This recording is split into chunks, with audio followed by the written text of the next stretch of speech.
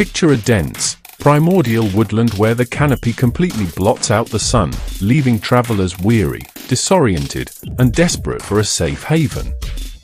Just as exhaustion threatens to break your spirit, a vibrant clearing emerges to reveal a cluster of seemingly innocent, brightly adorned maidens lounging playfully among massive floral blooms and leafy vines, their gentle smiles practically begging you to sit and rest.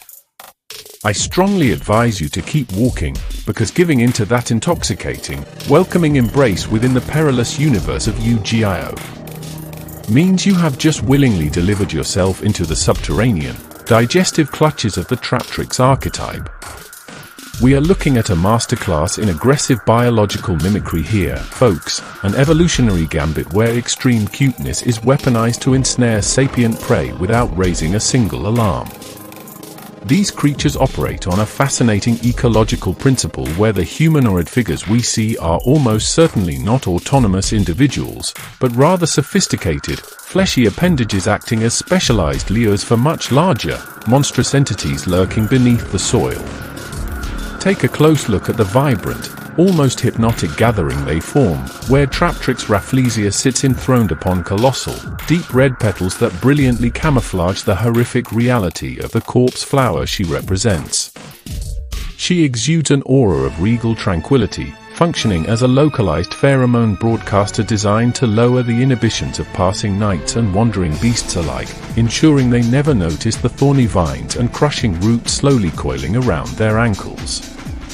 Nearby, Traptrix Dionaea reclines with a playful innocence that perfectly conceals her symbiotic connection to a gargantuan Venus flytrap, her bright coloring serving as a visual beacon while her true botanical body waits patiently with hair-trigger sensory filaments primed to snap shut the moment a victim steps too close. The personality of these maidens is purely predatory deception, projecting warmth, curiosity, and vulnerability to manipulate human empathy, while possessing the cold, calculating instinct of an apex ambusher. They hold a vital position within the broader lore of yugioh, functioning as the biological architects and guardians of the infamous trap hole network, acting as nature's ultimate equalizer against heavily armored invaders who foolishly believe steel and magic can overcome ancient, terrestrial cunning. These girls do not harbor malice or evil intent, rather they are simply fulfilling their biological imperative to secure nutrient-dense meals for their massive subterranean root systems, making them entirely indifferent to the suffering of whatever goblin or warrior blunders into their meticulously crafted domains. Drawing inspiration directly from our own planet's most ruthless flora and fauna, the design of the Traptrix archetype flawlessly blends botanical elegance with entomological horror to create something truly nightmarish. Traptrix Myrmeleo channels the terrifying efficiency of the real-world antlion, her sandy environment and conical pit traps engineered to cause endless sliding, ensuring that any frantic attempt to climb out only drags the victim faster into the waiting, chitinous mandibles below. Then we have Traptrix Atrax, embodying the lethal Sydney funnel web spider, weaving invisible, silken tripwires across the forest floor so delicately that her prey is already hopelessly tangled before they even realize they are caught in a web of their own making.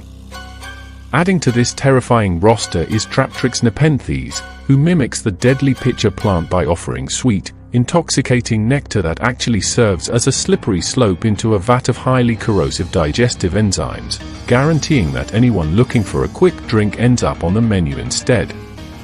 It is a brilliant localization of real-world survival strategies translated into fantasy ecology, proving that Mother Nature is often far more terrifying than any demon or dragon breathing fire in the distance. Diving into some unique speculation, one has to wonder if the individual girls of the Traptrix archetype even possess isolated consciousness, or if they operate as a unified, telepathic hive mind connected by a vast underground mycelial network spanning the entire continent. It is entirely plausible that the forest floor they inhabit is actually a single, colossal superorganism, projecting these human-like avatars above ground to interact with and analyze the psychological weaknesses of their victims, adapting their visual lures over centuries to specifically target the most gullible humanoids. This would explain their coordinated, seemingly effortless harmony when gathered together, sharing sensory input across a massive biological grid so that when Traptrix mantis spots a meal with her compound vision reflexes, the entire underground ecosystem instantly prepares the digestive acids. They are the ultimate environmental hazard wrapped in a remarkably beautiful package, a constant, humbling reminder in the world of yugioh that the most deadly threats rarely announce themselves with a booming roar, but rather with a sweet, disarming smile and a gentle invitation to stay a while.